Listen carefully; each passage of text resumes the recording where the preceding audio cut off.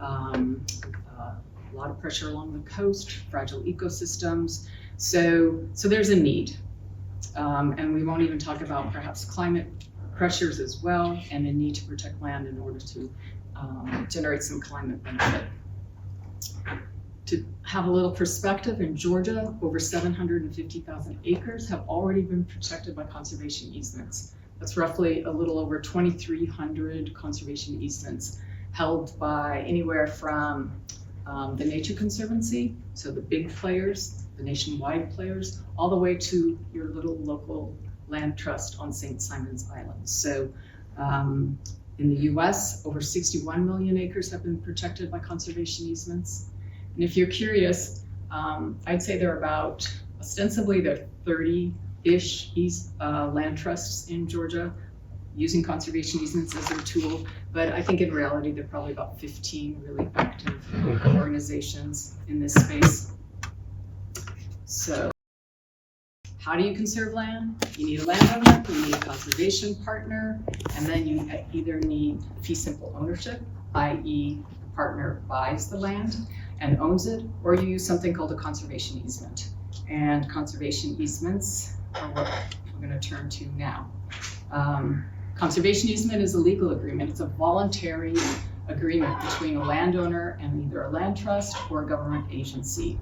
I say statute-based. What I mean by that is it's authorized by statute. The 1992 Enabling Act allows us to protect land permanently. Without a statute, you cannot permanently restrict land. So we needed that statute in 1992, and that's the same in 49 out of the 50 states. Again, you need a landowner and a land trust. Conservation easement in general, we'll talk a little bit more about what is contained in an easement, but just so you know your takeaways, it permanently restricts certain uses in order to protect what's important conservation speaking on a property. So protecting important conservation values, water quality, habitat, working forests and farms, green space in general, etc. So that's conservation easements can be donated or purchased. There are government programs, federal programs, soon state programs to help purchase conservation easements. By and large, most easements are donated. We'll talk about why people donate in just a little bit. In general, remember, landowner continues to own and use their land. That's the beauty of conservation easements, is the landowner retains ownership. They're tailored to each property, which means they're somewhat flexible and can reflect both the reality of the property and what needs to be protected, and accommodate to a certain extent landowners' desire to have future uses and to continue current uses. So long as, and all those are tailored and prescribed enough so as to protect the conservation values. And an easement will set out what can and cannot be done on a property and provides for enforcement. Gosh, with each one of these, I can see I'm just sort of drilling down a little bit more with some information. So, oops, wrong one. Okay, so why do easements again? Permanently protected green space. That's why we do this. It's forever. We have protected something. We are hopefully achieving both the landowner's conservation goals and supporting and promoting and enhancing public conservation goals. It's tailored to the land and private ownership is retained. Those are some key takeaways. Why would a donor agree to permanently protect their land? You might be asking yourself this. Some landowners love their land. A surprisingly large number of landowners love their land and know every inch of it and feel very strongly about why they want to protect their land. Some are concerned about their future. So there's love and then there's fear. They're worried about what comes after them. Maybe their kids don't live in Georgia. Maybe they are worried that their kids want to have a Walmart or student housing or something, subdivision on their family farm. They're public spirited. They want to create a community amenity. They know protecting their land will protect that perhaps rural, pastoral feeling that their county is known for. And then there's this beautiful thing called tax incentives, which plays a huge role in encouraging, supporting, land conservation because of and in recognition of the public benefits that protecting land generates. So I'm going to give you a brief little run through some of the tax incentives. If you want to know more about the tax incentives, I'm happy to dive into the details, but you should just know there are tax incentives. There's the federal tax, charitable tax deduction, state tax credit. There are estate tax benefits when you do a conservation easement, and property tax reduction. Keep in mind, just before we talk about tax benefits, if you place a conservation easement on your property, the value of your property is now reduced because you have given up development rights. So there's a delta, there's a change in the value. And from thence comes tax benefits. Just so you know, the federal tax deduction and the state tax credit are not the same thing. They are different programs, they have different requirements. So I'm giving you a little bit of brief overview of those differences, and I'm not really going to go over them except to just let you know that they're very particular requirements for each program. The federal charitable deduction is the primary engine for land conservation across the US. It is the major motivator for donation of easements. I would say of the 212, 14, 19 conservation easements I was associated with, that perhaps 6 of them might have happened without a charitable deduction. You know, from the most environmental landowner to the not, it's a real decision to permanently restrict your land. I mean, it has real implications for your family. And so having the opportunity to at least recoup a little bit of the lost future value is important to families making these real dollars and cents decisions. So lots of good rules, lots of good reasons to do it right.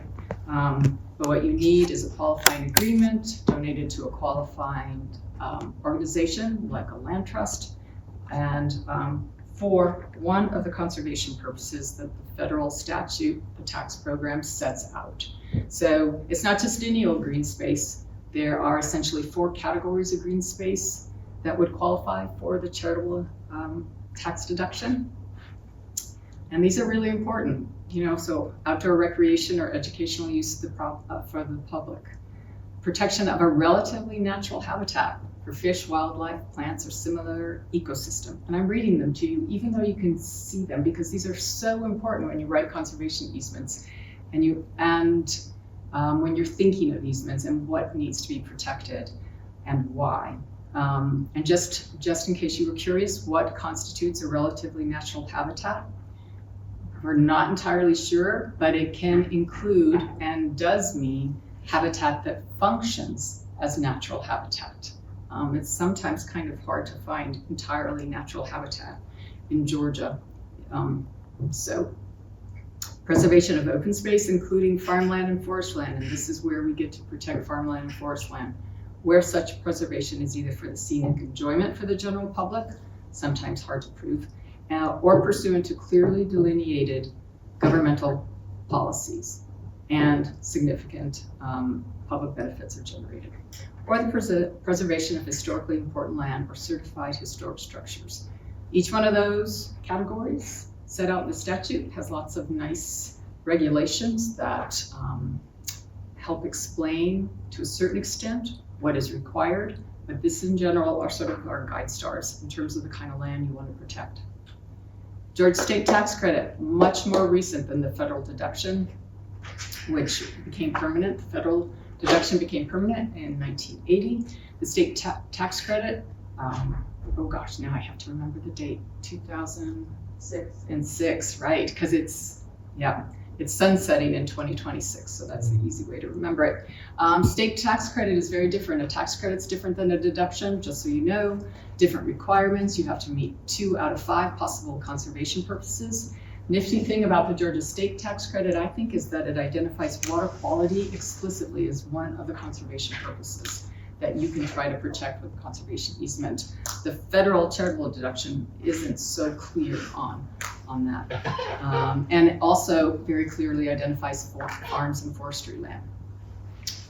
It has its own requirements about what it wants to see in a conservation easement, how it values the credit that is generated. Nifty thing about the state tax credit is that credit is transferable. That means if the landowner doesn't need the credit, they can sell it on some kind of market that exists. This program's capped at $4 million a year, and like I said, is scheduled to sunset in 2026 unless it's extended.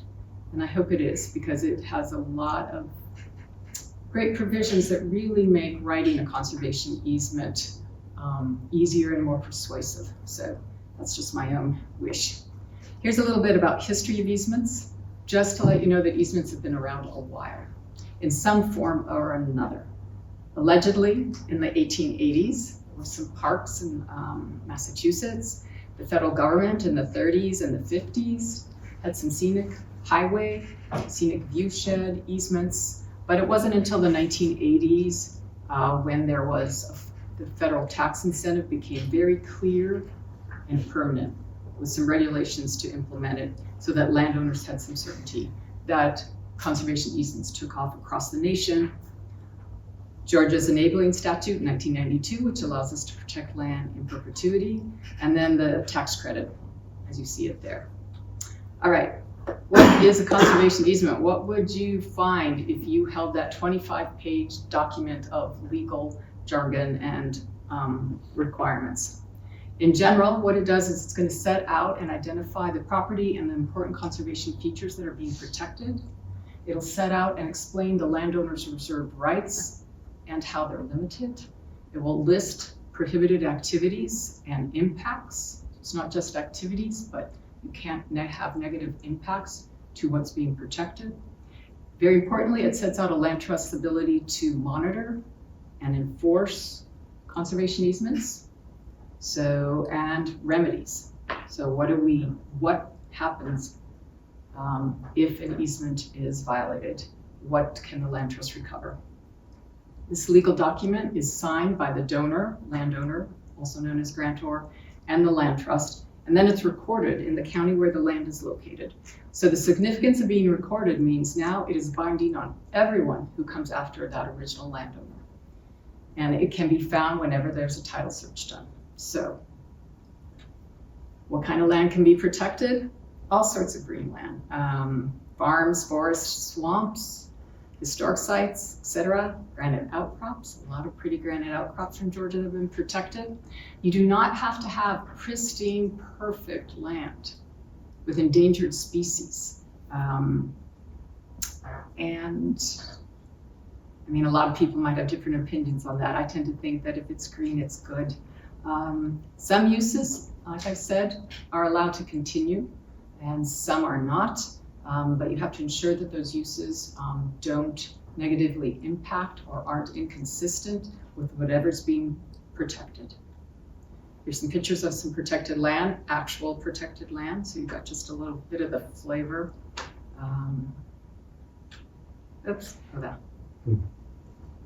Okay, and I realized I never know where to put this slide, but what is a land trust? I just assume everybody knows what that means because that was my world for so long. But just remember, it's a nonprofit charitable organization dedicated to land conservation. And to be a nonprofit, you have to be registered, you have to be incorporated and then registered with the state and obtain federal 501c3 status.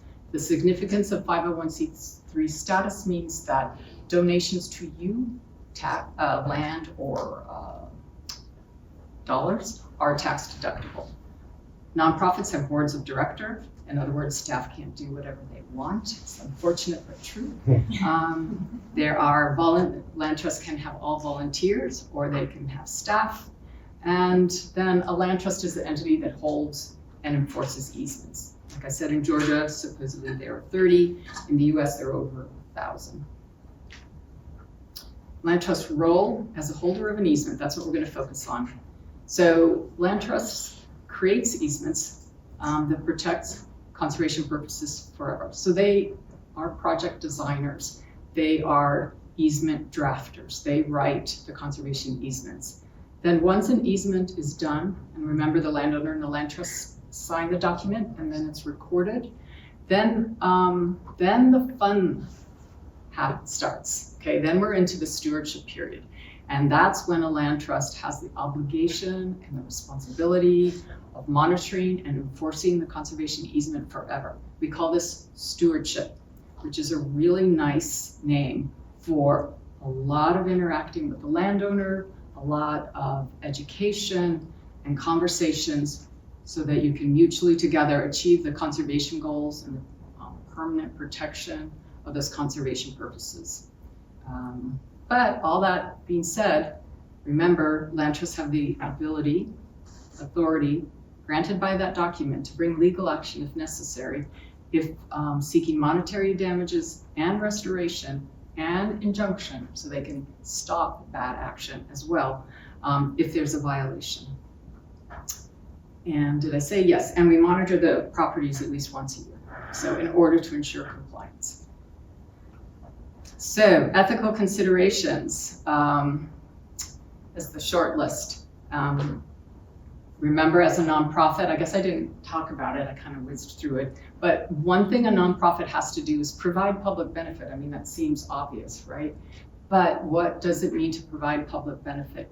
You have to make sure the nonprofit doesn't just benefit a small group of your friends, that it's providing some kind of public benefit that you have actually enumerated in your articles of incorporation and in your bylaws. You have to avoid giving private benefit. You have to avoid giving away nonprofits' resources in excess to other people. Remember, you're benefiting the public. You have a charitable mission, and you have to adhere to that charitable mission. What can happen if you don't provide public benefit, if you are providing private benefit? So in other words, if when I was at the land trust, if I hired a plumber and I hired my buddy who was a plumber and paid her 3 times the going rate, that's providing private benefit. So the penalty for this can be fines, as well as a nonprofit losing its 501c3 status, which means it would go out of business. So ethical considerations that are wrapped up with being a nonprofit inform what a land trust does in the conservation sphere. And then there are the overall, and then there's the mission. Land trusts, conservation organizations all have their own mission. And so that mission has to inform what you do. And that seems obvious, right? But when you are busy in working for a nonprofit, it can be sometimes very easy to lose track of exactly what is your mission again. What is our focus supposed to be on? Is it supposed to be this, or this shiny new object over here? Or, oh, this sounds like such a great project. It doesn't really have anything to do with our core mission. Should we do it or not? So I think keeping that in mind is really important for a nonprofit. And then when it comes to actual conservation, when you are in the day-to-day business of designing projects, writing easements, and then the really interesting and hard part of interpreting those documents that you wrote and remembering the intention and the goals, that's where you have to say, okay, what is our lodestar? And it's protecting the conservation purposes and preventing inconsistent uses. Again and again, when you're interpreting documents, when you're answering landowner questions, you ask yourself, what is the impact on the conservation purposes? I know that sounds simple, but it's just good to be reminded of what is the ultimate mission, higher goal that we have to hold on to as we navigate new landowners, because remember, these protections are forever. As land changes with climate change, natural change, as land trusts change, as their board changes, as their staff changes, you have to hold on to what is the conservation purpose that the easement was designed to protect. And then, of course, just complying with the easement requirements. So following the rules that you have established. So that is, I think, the end of my talk. And it's Chris's. Yes.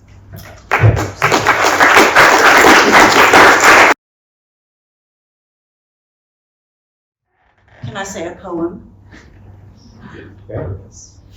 Because I wasn't going to do this, but after I heard Steffney talk, it's why I do this work, and it's probably why Steffney does this work, and why everyone in this room is also going to do this work when you get out of school, right? This was written by my father's high school English teacher who knew 7 languages. She was amazing. She was a real naturalist. The sun has set behind the hills, its limpid skies, its radiance show. The heavens bloom like one vast rose. It is the afterglow. Dear Lord, when my sun has set and I am gone, as all must go, grant that I too may leave behind a lovely afterglow.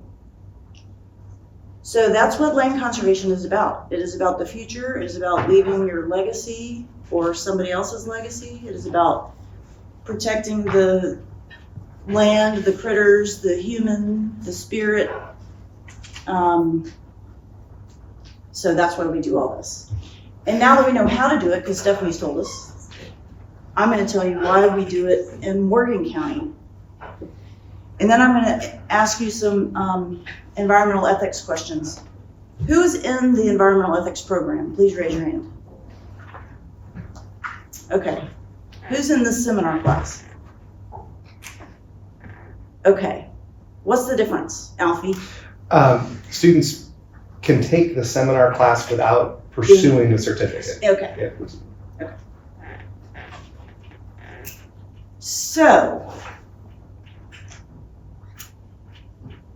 y'all know Morgan County because it's just south of Athens, and it is on I-20 and 441, and we have a lot of development pressure from Atlanta, from Athens, from Lake Oconee, maybe from Macon. So when we look at Morgan County, we, the Conservancy, look at Morgan County, we see that we have an opportunity to protect land for the future. And right now we are couching all of that as the future of farming. And that's going to be one of my questions to y'all at the end. And I'll explain the reason we're couching it as farming later. The key is that conservation easements are the only way to permanently protect land. A local government can buy land and make a park, and then they can decide later that they're going to build condos on it and sell it and make some money. A state park can own a forest and they can cut the trees, whether they do that in a responsible manner or not. If you own a forest in a conservation easement, you can. It can also be a working forest, so you can cut the trees there. But conservation easements are really the only way to control land use. So this little guy, this little blue guy, is Morgan County. The red line, if you can see it, is the delineation of the metropolitan area in Atlanta. There are 2 top-tier agricultural counties in the metro. The one on the west side is Carroll County, and we are on the east side. So I'm going to set the stage a little bit. Georgia is awesome. It's beautiful. It has an incredible agricultural industry. That is our largest industry in Georgia. These numbers blow me away. I mean, the industry produces $69.5 billion annually. We are also have been the best state to do business in for 10 years in a row, and that brings a lot of development pressure. In Morgan County, we're dealing with that in a real heated way right now, which is fun. It's not fun. Georgia was fifth in the loss of farmland, and they are projecting we are now 4th. So by 2040, we will lose, I can't remember the number of acres, but we're more than most states in the country. However, just last year, the legislature passed the Georgia Farmland Conservation Act. And this year, they created, through that act, the Georgia Conservation Fund, the Georgia Farmland Conservation Fund. And attempted to appropriate $2 million to it. I don't know where we are in that because they're still in session, and I think that they tried to take it out, and we'll see if it gets put back in. So there is some forward movement in protecting land by the state. We have a really great young agricultural commissioner, Tyler Harper. He really kind of pushed this through last year. So in Morgan, you remember we were one of the two blue counties. We have been 15th in total farm gate value out of 159 Georgia counties. And that's remarkable because when you drive around Morgan County, it's not like you see dairy farm after dairy farm after dairy farm after, it's not like in your face that we're this productive. We have a very diverse agricultural industry, probably more diverse than most places. Oh, I forgot to bring my list, but we're first in tree nursery, second in horse boarding and breeding, third in Christmas trees, fourth in hay,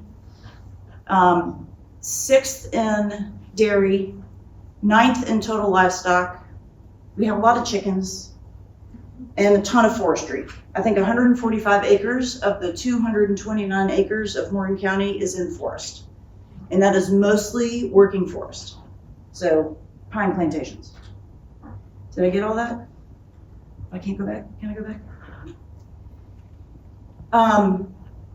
So our Conservancy has been around for about almost 25 years. And we've worked with landowners. We do not hold conservation easements. We work with land trusts. There are lots of good land trusts around us. And so we work with the landowners to go through the process. We help them figure out what the conservation values are they want to protect, what part of their land they want to protect, what part they want to leave open for development, how to find an appraiser, how to find a land trust, and we set them up in that process. And that has resulted in approximately 6,000 acres of permanently protected land. That's about 300 acres a year. We're having this critical mass study done right now, and the results will be out next month. And we think that this critical mass study is going to tell us that we need to protect 75,000 acres in order to sustain our existing agricultural industry.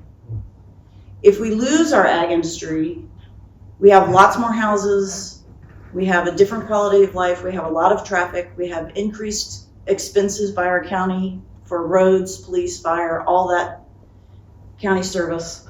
So we really don't want to lose our ag industry. But if we're only protecting 300 acres a year, we're never going to get to 75,000 acres. So we have got to figure out something else to protect land more quickly. And so we've decided we're going to protect 75,000 acres. And how are we going to do it? We're going to continue doing this donation thing. We're going to try to raise some money to go buy development rights, buy conservation easements from landowners. We're going to buy farms when they come on the market. And then we're going to put the easement on it. And then we're going to sell it to somebody who wants to live on a protected property. We will reserve a building envelope or two so that people can be on the land. By the way, land needs people. You know, you just can't protect a bunch of land and not have any people on it because you get invasive species and crime and all that stuff. Anyway. And these statistics, when Howard and I, when we've hired as our land protection specialist, he's sitting right there, we just have assessed this data that we got the other day. In 2 years, we have lost 22,800 acres out of conservation use. And conservation use in Morgan County means that you are producing a bona fide agricultural product. You get a very good tax, property tax reduction for that. And so we know how many acres are in Cuba and how many acres are not now in Cuba this year. So because we're now in the metropolitan Atlanta area since 2018, and we now have things like the Rivian plant being developed in our county and the development pressure that comes with that, we are seeing land coming out of agriculture and into rooftops and asphalt. So this, we think, is our tipping point. If we don't do something now, we're gonna lose our ag industry, and we will look like every other county around us, or at least to the west of us. So this is why we talk about farmland. There, on farmland, there are all of these other wonderful resources that we want to protect. Natural resources, historic resources. You can read them all there. Water quality is a huge one. And there's been a lot of talk lately about how farms are bad for the environment. Cows and methane. We all know about pesticides and herbicides. But when I was in college a long time ago, we learned about non-point source pollution, point source pollution, and it was clear to me then, and if somebody knows something different, I would really like to know that this is not correct, but asphalt and rooftops and people and dogs and green grass is a lot more polluting than a farm. Houses and rooftops don't sequester carbon. They use lots of chemicals and pesticides. And does anybody disagree with that in here? I'm gonna start asking you questions now. Does anybody think that neighborhoods are less polluting than farms? Okay. You could probably find examples to illustrate either position. Like but- CAFOs, Yeah, but, yeah, confined animal feeding Uh-huh. operations, that kind of thing. yeah. What else? A poorly managed farm Poorly that managed. is, has erosion problems and no stream buffers, and so. And then there are positive examples of, good development that Yes. has. Sorry, I didn't mean to get into that world. So, yeah. Didn't mean to So diss I would say that world. it depends. Yes. Okay. So when you try to quantify land protection and why you protect land, there's another way you can quantify ecosystem services. How much would it cost to plant a forest to sequester the carbon that this forest is already sequestering? How much does it cost to clean up drinking water after it's been fouled? How much does it cost to clean up groundwater? I mean, that's a huge one. All the biodiversity, the medical, everything. But it's impossible. It's not impossible. There are people doing it. There are people doing it well, but it is very complicated, and it's hard to convince people that you know what you're talking about when you're quantifying ecosystem services. The economic benefits of agriculture are very clear. And because farms contain all of these other resources that we want to protect, this is a very simple way to communicate to people why it is important to protect land. People need to eat. That's the easiest way to say it. So this is like a braggy screen. I just want to show you what we've done over the years. Do y'all know this house, the FTM house in Madison on Main Street? Anybody know? I know Alfie probably knows that. Yeah, You know that yeah. house? That was our first revolving fund project. We raised $1 million in 2018 and bought that house, stabilized it, sold it, put a conservation easement on the 2 acres, sold it to a preservation buyer. They have rehabbed it. It is in great shape now. We used a similar process for the Fair Play School, which we just sold a couple weeks ago. Bought it, protected it, stabilized it, protected it, sold it to a preservation buyer who's going to return it to its original form. And we've used that revolving fund to protect some land. So Bramble Creek Farm is 155 acres of farm and forest. Horse Branch Creek was a green space in Madison that was a link to from the school system to the trail system. And the Seed House we still own it. That is our office. We plan to own it for 5 years so it can accrue in value because we put a lot of money into the rehab of it. And then we will sell it at the end of year 5 and recoup our money. And so we should really, over time, really have about $1 million to work with to go out and do these projects. But at $10,000 an acre, who's good at math? Please, somebody raise their hand. Somebody. Okay, $10,000 an acre. Mm-hmm. How many acres can I buy with $1 million? You said 10,000, so you can buy 100. 100 acres. And if we need to protect 75,000 acres, $1 million does not go very far. So if you were to sit down and talk about how much money it would take to buy conservation easements from people, buy farms when they come in the market, and then sell them back and get some of that money back, it takes millions and millions of dollars. That is our challenge.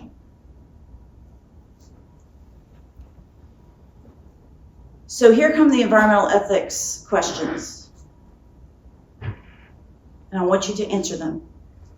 Don't be shy. Does nature have intrinsic value? Yes. Which means what?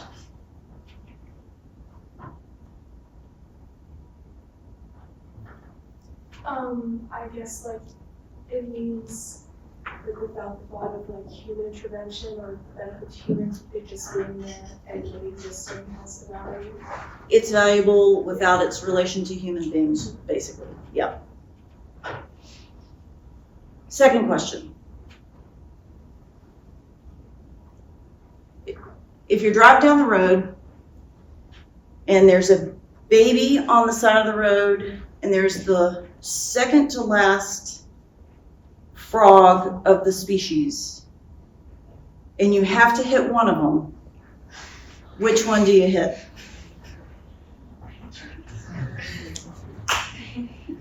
Babies? That was my answer in environmental ethics too. Frog. Yeah, I mean, that's what, okay, another one, okay. You're on a train, you're in control of the train, you have a switch that can change the direction of, there are 2 tracks, there's a fork, there's a switch, and you can change the direction to go left if you wanted to, but you're going and you're going and you think you're going right, and there are 5 people on the track to your right, and there's 1 person on the track to your left. Do you pull the switch to change direction? You're going right, but do you pull the switch to change direction to go left and kill the one guy?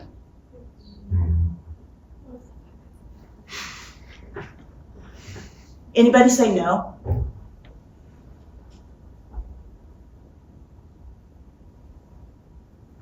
we ask for more info? No. 5 people murders, like. Yeah. Yeah, were the 5 people bad people? Yeah. Was the one guy a bad guy? So no, you can't ask any more questions because I wasn't able to ask any more questions either. So these were some questions that we were asked in the environmental ethics program when I was going through it years ago. And what it does is it makes you think about how responsible are you for nature? It has its own value. What's your responsibility to it? What's your responsibility? How much fortitude do you have to flip that switch to do something less impactful than just going along with the way things go? They're good things to think about. So, more questions. Do you think protecting farmland is a valid and wise use of funds?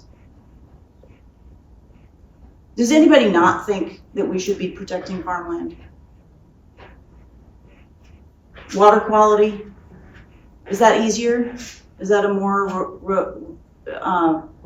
what's the word? Robust response? That's not the word. Animal habitat? Trees?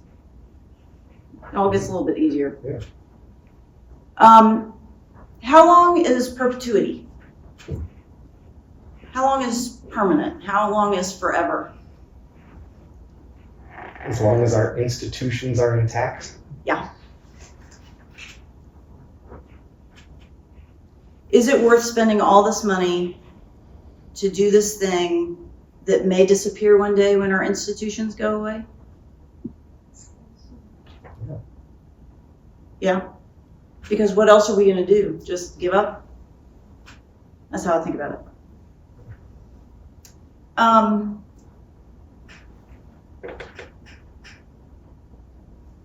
Do y'all have any thoughts about land conservation and the ethics of it? About the people component, about the charitable component, the tax deduction? Any questions about that? Go ahead. I have a question about the slide you had up that was about revolving funds. Yeah. And from what I understand, which is very little, so correct me if any of this is wrong.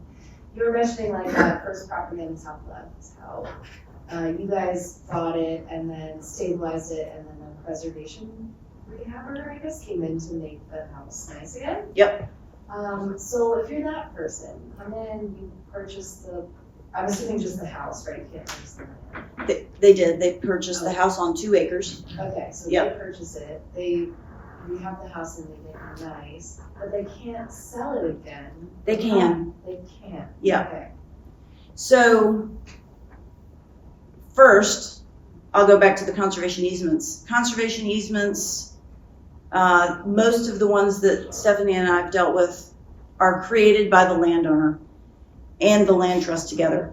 The landowner says, I never want to build houses here. I don't want to be able to subdivide it. I don't want anybody riding ATVs on it or some stupid thing. And the land trust says, okay, all those terms are okay with us. We'll hold that easement. The next day, the landowner turns around and sells it to the next guy. The next guy does not get to ride ATVs on it. Neither do his children if they inherit the land. Everybody who owns that land after they put this easement on it, they have to abide by those restrictions. Revolving funds are different because it is really a private nonprofit imposing restrictions on the buyer who, in this case, could not do certain things on the interior. There's a conservation easement that they have to deal with. But they could have turned around and sold it the day after we sold it to them. That's not quite true. We did have a time. It is true. They could have sold it, but the next guy would have had to abide by some of those restrictions too. So you'll hear revolving funds a lot. There are oftentimes revolving loan funds, but this is actually just revolving purchase and sales. Okay. I think I understand more now, because I was like, what incentive does that preservation rehabber have if they can't make a good profit off of their hard work, right? So, but it sounds like they still make that profit. They do. Anyway. They can make that profit, and that is the whole game in land conservation, is trying to figure out how the private landowner is going to make profit. The nonprofit that is not our goal. Our goal is to protect the land. We need to engage with people who can figure out how to live on these protected properties and make some profit. Work their forests, work their farms, sell their land. So if these rules are going in perpetuity, but then as understanding of different ecosystems management develops, and it turns out that one of the rules that was placed on the land is not actually beneficial. For example, for some reason somebody was to say, you can't burn on my land, that's part of the easement. I don't know if that's something somebody actually does. But then we come to the conclusion that burning is actually really good for a lot of Georgia ecosystems. How would that come into play if the intent is to preserve, but then potentially the intent prevents proper management? It has everything to do with stating the conservation values, what you're trying to protect, and then Steffney's going to answer the question because she will know exactly how that works. Some amendment clause or something. Yeah, so easements, like any kind of, so conservation easements, like any other kind of easement, can be amended in Georgia. The enabling statute provides for that by agreement. And what most conservation easements have in them are amendment clauses which restrict the ability of the parties to amend or change an agreement that's supposed to be forever, to only allow you to change for good purposes, where you enhance the conservation purposes, where you add conservation value. So, and then most of these amendment clauses give the land trust a lot of discretion. So, in your example, I don't know that I heard all of it. So, are you saying the easement specifically prohibited doing X, and now 100 years later we think X is a good thing to do? Mm-hmm. Okay, so you would, as Chris said, you'd go, okay, what are the conservation purposes? To biodiversity, water quality, to provide natural habitat. It turns out to provide all those good things we actually need to burn. I, the land trust representative, can do site science, I can have gone on the land, and I can, in my judgment, adhering to our higher goals, say with good conscience that that's a positive change. So then you would amend the easement to allow that. With restrictions, to make sure it's carried out well, et cetera. That would be my take on that kind of issue. I mean, and so you pointed to a really good challenge is our knowledge of the land and good practices will change along with the land changing. So I think we can expect these documents to have to accommodate some change in some way, hopefully a good principled way. And just so you know, if I had my druthers when I write conservation easements, I'd rather keep them general and broad and focus on preventing negative impacts, as opposed to specifying explicitly, oh, this is the land practice you must follow. This is very explicitly, this one thing is prohibited, because maybe in 100 years it might be a good idea. That is not always allowed to happen when you write easements, because sometimes landowners like a lot more specificity. It gives them comfort to know exactly what they can and cannot do. And sometimes your board wants that as well. So, yeah. But yeah, the more you can keep your eye on the higher prize and give the land trust some judgment to change in a very careful way, the more you can accomplish, I think, better you can accomplish your goals. Thank you. Mark Ramberger? You said there's a lot of forest land in Morgan County. Yep. Is your focus on agricultural land to the exclusion of that? No, we consider forestry agriculture. You do it We do. because it's essentially farming trees. Yep. Yeah. Plants in a row. Somebody up there had a question. Would that easement change that you just described, would that happen jointly? Would that happen like with the landowner, or is that something that the land trust kind of decides independently and orders? Both parties have to agree. Okay. Land trust does not have supreme power over the land or the landowner. So if the two parties were to disagree, would that be something that would like go to court, or would it just not happen? Not happen, only go to court unless the landowner thinks they have a good argument for why it has to happen, and I can't imagine that situation. The only if the easement very specifically said, if the landowner wants X, then you have to do X, I think would be the only way they could go to court. I have a question. There are so many thousands and thousands of acres of potential conservation land. How are individual projects identified or prioritized? And is there any kind of thinking about the connectivity or of conservation lands to one another and kind of a big picture conservation strategy? Well, I love your vision of nonprofits and their ability to, and their wherewithal to prioritize land and pick and choose their projects. So in a perfect world, we would be doing exactly what Alfie described, which is let's figure out what's important, because time's a wasting, and get it protected now. You don't always have the resources to be able to live up to that vision and tend to be maybe more responsive. That being said, their boards, land trusts say no to projects, land trusts allocate resources, land trusts love connecting to other protected property and love to spread the word and have their landowners reach out to their neighbors to try to do that. And all that being said, in a way, it's not necessarily so hard to prioritize in Georgia, in my mind, because it seems to come down to where's the water? Let's protect the land along the water. Where are the wetlands? Those need to be protected. That's high priority. Chris would add farms, as would I. And then where do we have some nodes of protected land and where we can expand on that? So if you have the resources, you do what Alfie said, because that's just a smart way to allocate time and to get to the good stuff and get it protected. Yeah. I think in the real world, it doesn't happen as often as you like. Yeah. But that is the beauty of having this kind of partnership, because we don't hold conservation easements. We don't have to be responsive like the land trust. Somebody comes to the land trust and they gotta get to work on that easement. We do the upfront work, and we've done it two ways. We, back in 2004, did a green print of the county. We held visioning sessions all over the county. We asked people to come in and put their finger on the map and say, that is important, and this is why I think it's important. I want you to protect that forever. And we came up with 52 locations in the county back in 2004. We revised it in 2017. There are over 200 places. They are historic buildings. They are beautiful view sheds. They are where all the mills used to be on the shoals. So we identified a bunch of shoals in the rivers around.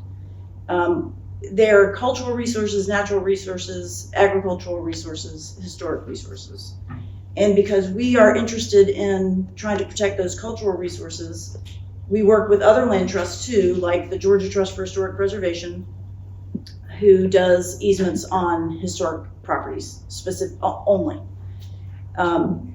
And so it's been really fun to do that prioritization. And we've just done a mapping project where we mapped, 25 conservation values, and we weighted them equally.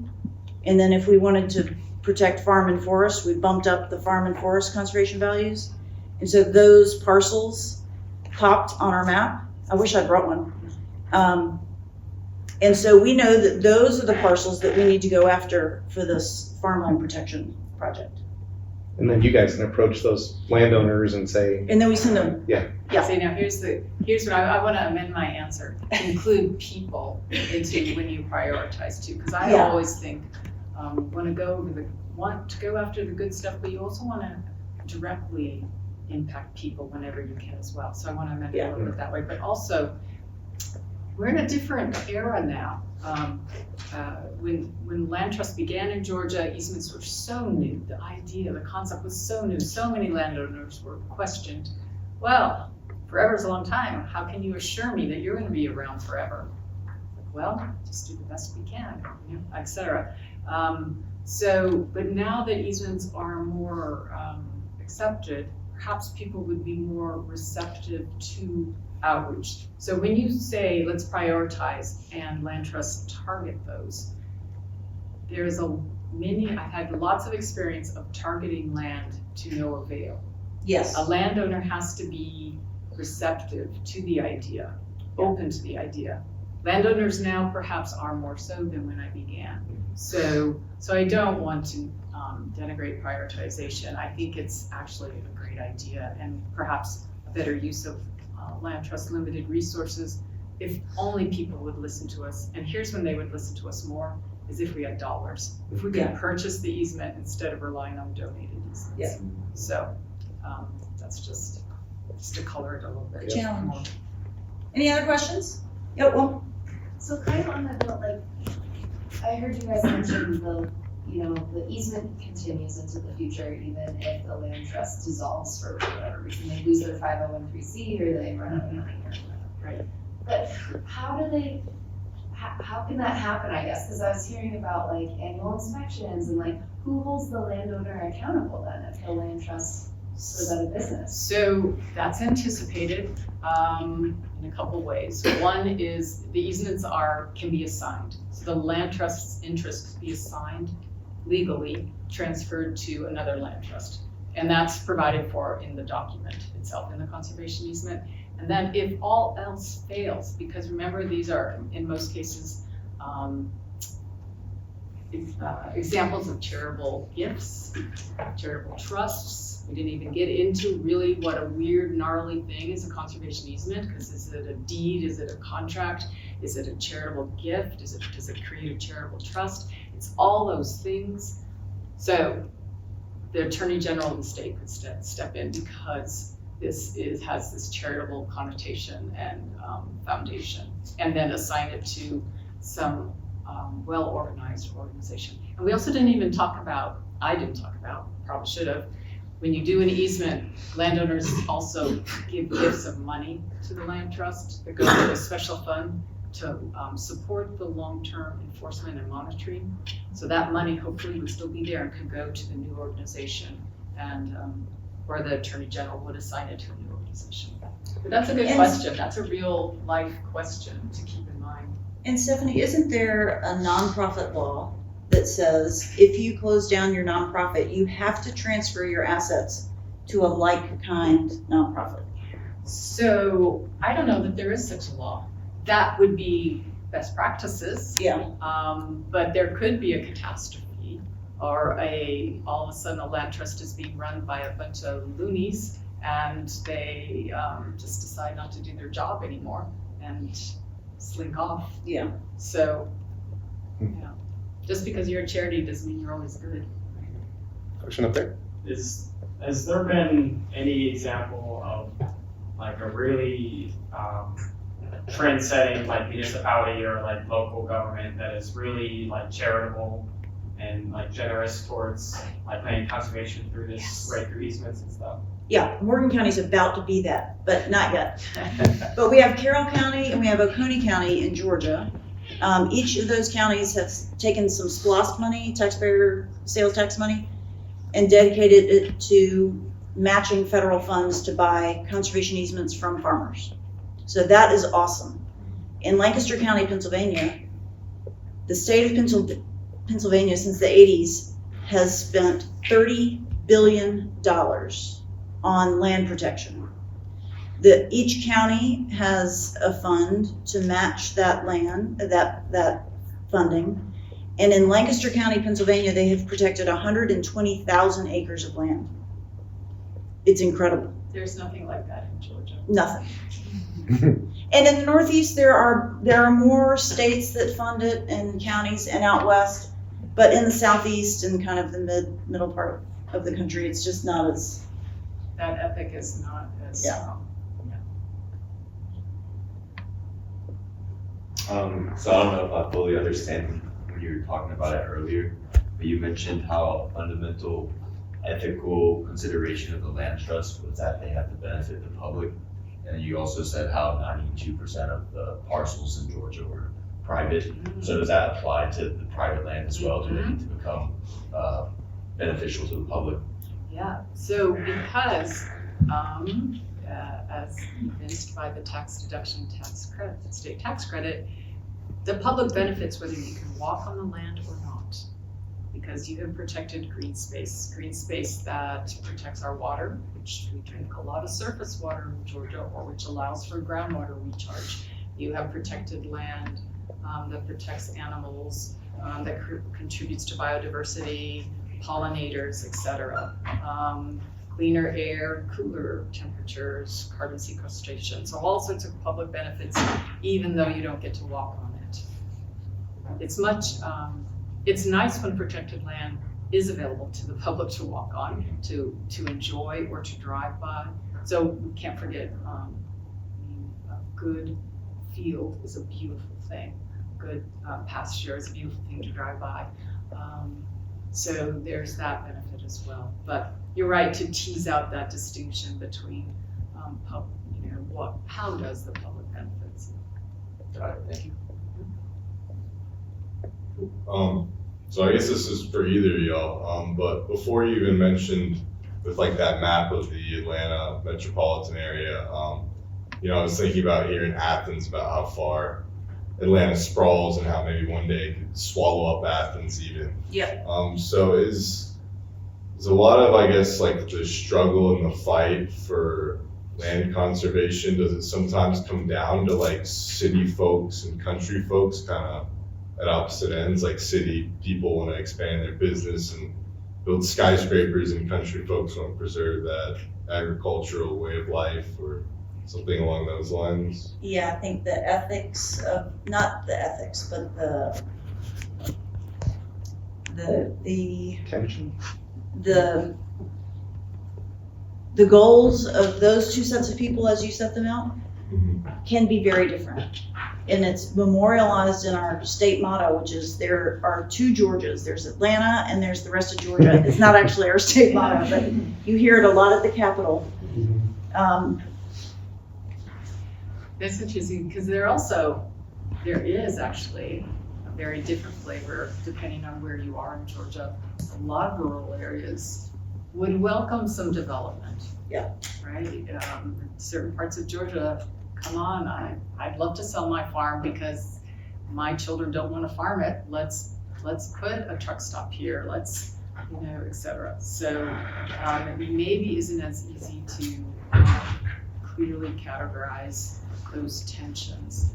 But when there is that development pressure that's coming and land becomes valuable, it becomes harder to say no to dollars. Yeah, profit. As they always say, follow the money.